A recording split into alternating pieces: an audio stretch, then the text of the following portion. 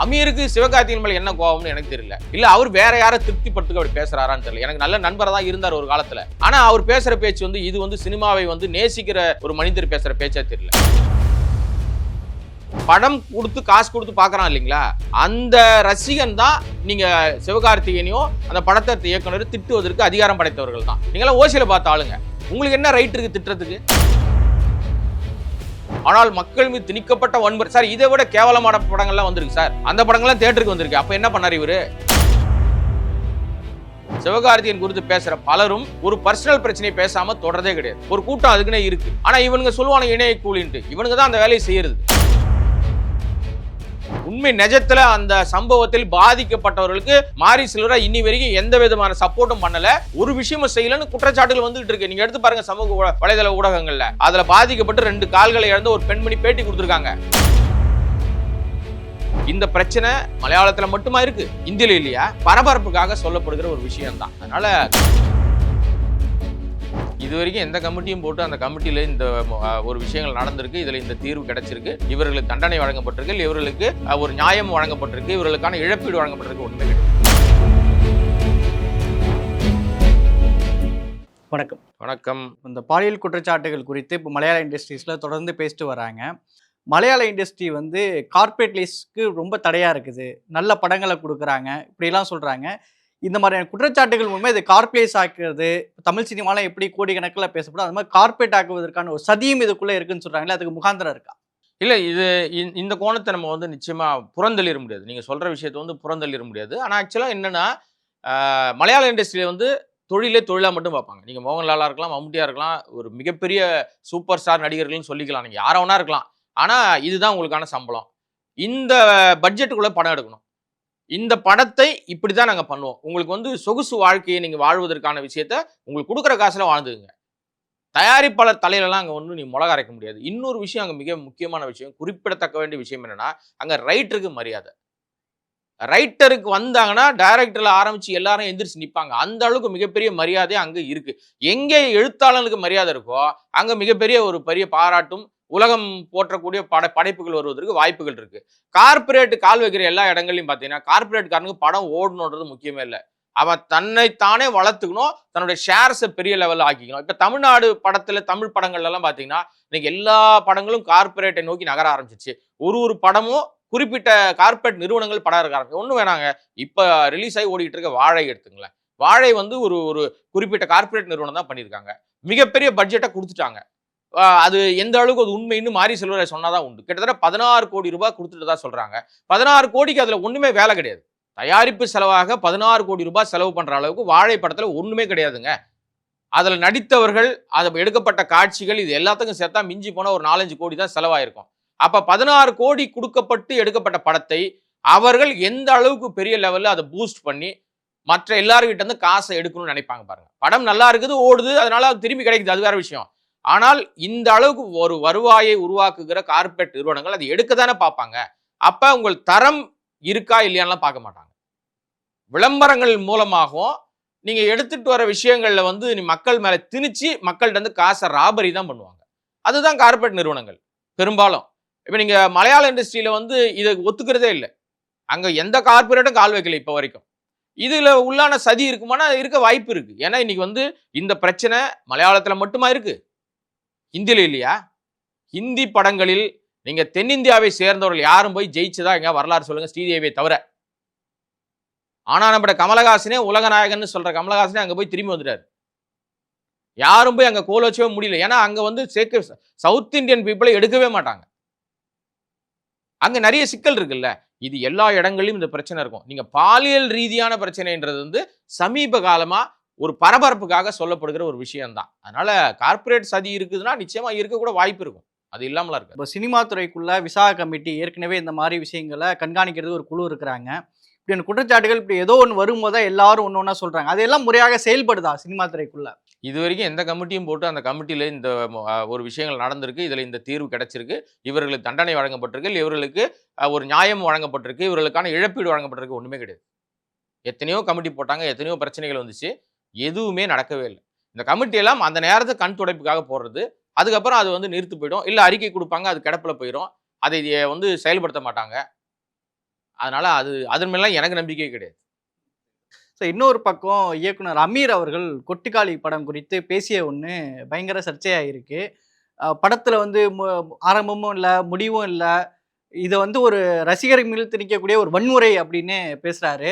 நீங்க எப்படி பார்க்குறீங்க அமீர் அவர்களுடைய ஸ்டேட்மெண்ட்ட? இல்ல அதெல்லாம் அத எப்படி நீங்க சொல்லுவீங்க? சார் படம் எடுக்கிறவங்க எனக்கு எனக்கு நான் என் காசு வச்சிருக்கேன். நான் படம் எடுக்கிறேன். நான் உலக படத்துக்கு எடுத்து அனுப்புறேன். அதுல ஒரு 4 அவார்ட் வாங்குது. அவார்ட் வாங்குன படத்த நான் திரையிடணும்னு நெனைக்கிறேன். திரையிடுவது சும்மா பண்ண முடியாதுல்ல. இன்னைக்கு வந்து திரையிடுவதற்கு பணம் கட்டி தான் திரையிடணும். நீங்க காசு கட்டி போறவன் வந்து அவன் வந்து ஏமாந்து போறான்றத சார் பணம் குடுத்து பெரிய பிரம்மாண்ட படங்களே வந்து தோல்விய தழுவியிருக்கு. எத்தனையோ சூப்பர் ஸ்டார்களே வந்து படங்கள் வந்து தோல்விய தழுவியிருக்கு. அதனால அவங்க திட்டுறாங்களா? அப்படிலாம் கிடையாது. இவர் வன்முறைன்னு எப்படி நீங்க சொல்லுவீங்க? அமீருக்கு சிவகார்த்திகேயன் மேல என்ன கோவம்னு எனக்கு தெரியல. இல்ல அவர் வேற யார திருப்திப்படுத்துக்க அப்படி பேசுறாரான்னு தெரியல. எனக்கு நல்ல நண்பரா தான் இருந்தார் ஒரு காலத்துல. ஆனா அவர் பேசுற பேச்சு வந்து இது வந்து சினிமாவை வந்து நேசிக்கிற ஒரு மனிதர் பேசுற பேச்சா தெரியல. எல்லாரும் சிவகார்த்திகேயனை டார்கெட் பண்ணி அடிக்கிறாங்க. அவரும் கூட சேர்ந்து தனக்கு தாம் பங்குக்கு 2 அடி அடிச்சிருக்காரு. அவ்வளவுதான் விஷயம். கொட்டுக்காளி சிறந்த படமா இல்லையான்றத பத்தி நான் பேசவே வரல. சார் அது சிறந்த படமா இருக்கா இல்லையான்றத உலக பட விழாக்களுக்கு அனுப்புறாங்க. சர்வதேச விருதுகள் வாங்குது. ஆனா கமர்ஷியல் படமானா கமர்ஷியல் படம் கிடையாது அது. அது நானே சொல்றேன். ஆமா அது கமர்ஷியல் படம் கிடையாது. ஆனால் அந்த படத்தை நான் திரையிடுகிறேன். உனக்கு விருப்பம்னா வந்து பாரு. அவ்வளவுதான். இப்ப படம் குடுத்து காசு குடுத்து பார்க்கறான் இல்லீங்களா?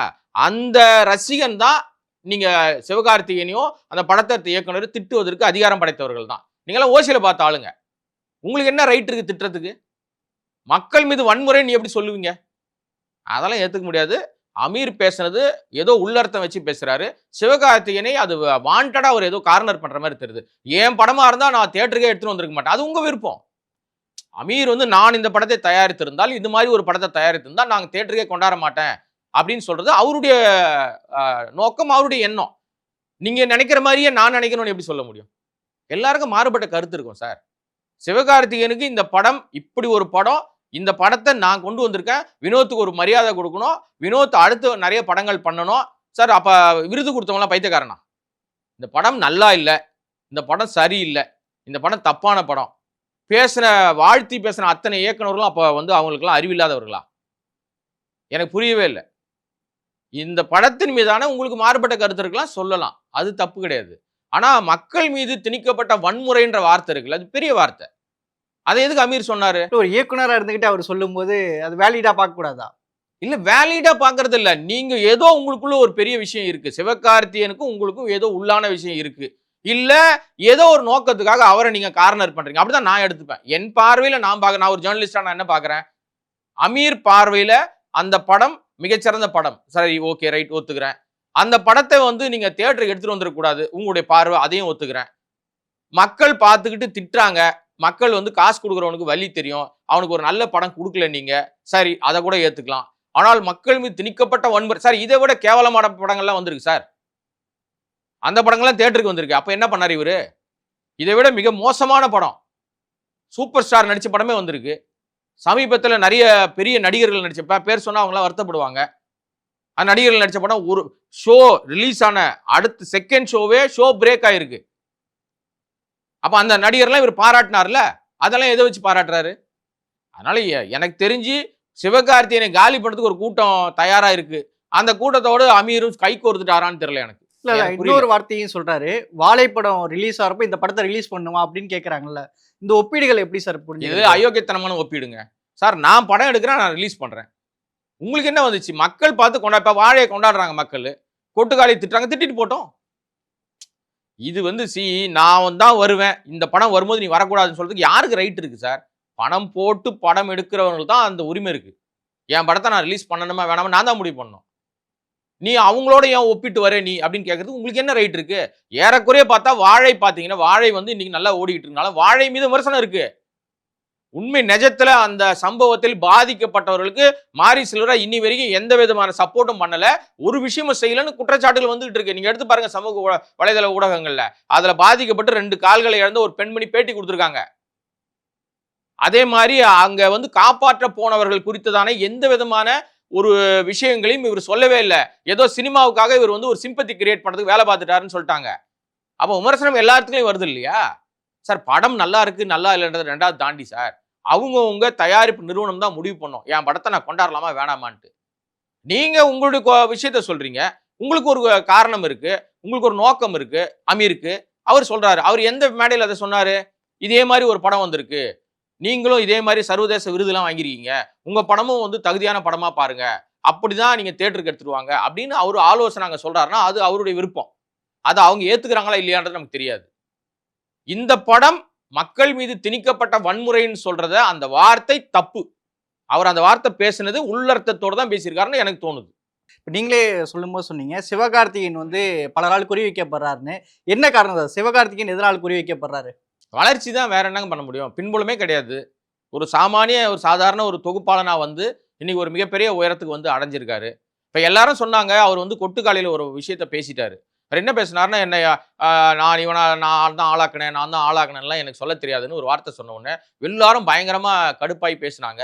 இதற்கு காரணம் இந்த நடிகர் தான் அவர் சொல்றாரு அப்படின்னு சொல்லிட்டு. ஆக்சுவலா உண்மையிலே ஒரு விஷயம் தெரியாது உங்களுக்கு. அந்த நடிகர் குறித்து அவர் பேசவே இல்ல. அது பேச வேண்டிய அவசியமும் இல்ல. ஒருத்தர் இதையே சொல்லிட்டே இருந்தார். அவர் ஒரு இயக்குனர். சிவகார்த்தினி வந்து அவர் வந்து உருவாக்கின இயக்குனர்னு கூட வச்சுக்கலாம் நீங்க.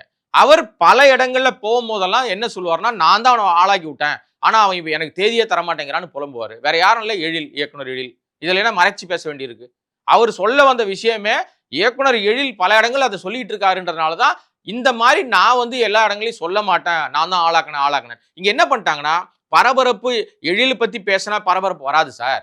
தனுஷ பத்தி பேசினா தான் பரபரப்பு வரும். அதனால நீங்க வந்து தனுஷ தான் அவர் சொன்னாருன்னு சொல்லிட்டாங்க.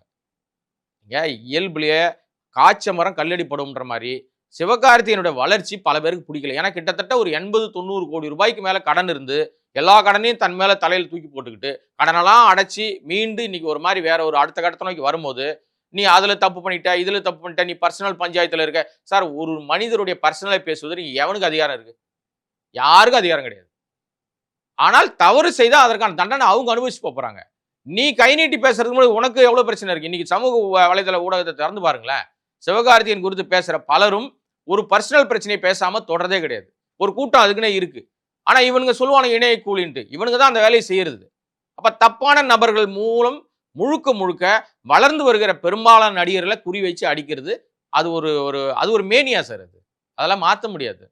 ஆனா என்ன, எல்லாத்தையும் தாண்டி வந்தாதான் சமூகத்துல நிக்க முடியும். இப்போ அமரன் வந்தது, அனௌன்ஸ்மெண்ட் வந்தோடனே சிவகார்த்திகேயன் அடிக்க ஆரம்பிச்சாங்க. கொஞ்ச நாள் அமைதியா இருந்தாங்க. இப்ப இவர் கொட்டுக்காலியில பேசின உடனே திருப்பி அடிக்கிறாங்க. இதெல்லாம் தாண்டி தான் சிவகார்த்திகேயன் மேல போய் ஆகணும். வேற வழி கிடையாது. ஐயோ நீ அடிக்கிறாங்களே அப்படின்னு சொல்லிட்டு நம்ம எதிர்த்து நிக்க தான் உங்க வளர்ச்சி இருக்குன்னு அர்த்தம். இது சிவகார்த்திகேயன் புரியும்னு நினைக்கிறேன். பார்க்கலாம். இல்ல அதான் இன்னொரு விமர்சனம் என்ன வைக்கிறாங்க அப்படின்னா, கொட்டுக்காளி படம் குறித்து அந்த படம் குறித்து தவறான விமர்சனங்களை, ஒப்பீனியன்களை திட்டமிட்டு உருவாக்குனாங்க. வாழை படத்தை வந்து ரெட் ஜெயின்ஸ் உருவாக்குது. அதனால வந்து அதுக்கு கூடுதலான ப்ரொமோஷனையும் அவங்களே இதை வந்து திட்டமிட்டு ஒரு தவறான பரப்புரையை பண்ணாங்கன்னு சொல்றாங்களே, அதற்கான வாய்ப்புகள் இருக்கா சார்? இல்ல, திட்டமிட்டு பரப்புரைன்ற விஷயங்கள் இல்ல. நீங்க சிவகார்த்திகேயன் என்ன பண்ணாலும் அதுல குறை கண்டுபிடிக்கிற ஆட்களுக்கு இதெல்லாம் ஒரு சும்மா வெறும் வாயே மின்னுட்டு இருந்தாங்க இல்லையா? ஒரு அவல் கிடைச்ச மாதிரி ஆயிடுச்சு இல்ல. அவர் யாரை குறிப்பிட்டு சொன்னாருன்னு யாருக்கும் தெரியாது. நான் சொல்றது வந்து எனக்கு தெரிஞ்ச தகவல் அது. இப்ப எழில் வந்து பல இடங்கள்ல நான் தாங்க எப்பா என்னப்பா அவனை நான் வளர்த்து விட்டேன், இப்ப தேதியே தரமாட்டேன். அது எல்லா இயக்குனரும் சொல்றது தான். நீங்க வந்து ஒரு இயக்குனருக்கு தொடர்ந்து வாய்ப்புகள் நம்ம தந்துகிட்டே இருக்கணும், அவருக்கு தேதிகள் கொடுத்துட்டே இருக்கணும்னு எந்த விதமான கட்டாயமும் கிடையாது. நீங்க நீங்க இப்ப ஸ்ட்ரைக் ஒண்ணு வந்தது இல்ல. இப்ப இன்னொரு கதை சொல்றேன் உங்களுக்கு நான். ஸ்ட்ரைக் ஒண்ணு இப்ப நான் பண்ண போறேன்னு சொல்லிட்டாங்க தயாரிப்பாளர் சங்கம். இந்த ஸ்ட்ரைக்குக்கு காரணம் என்ன நீங்க தேடி பார்த்தீங்கன்னா, பொதுநல நோக்கம் இருக்குன்னு நீங்க நினைச்சீங்கன்னா, நாம தான் முட்டாள். இதுல ஒரு விளக்கண்ணையும் கிடையாது. இதுல ஒரு சுயநலம் இருக்கு. என்ன சுயநலம்? நீங்க வந்து தயாரிப்பாளர் சங்கத்தினோட தலைவரா இருக்க முரளி அவர்களுக்கு ஒரு படம் பண்ணி தரணும் தனுஷ். ஏற்கனவே பெண்டிங் இருக்கு. ஒரு படம் ஆரம்பிச்சு பாதியில நின்னுச்சு. அதுக்கப்புறம் அது போகல.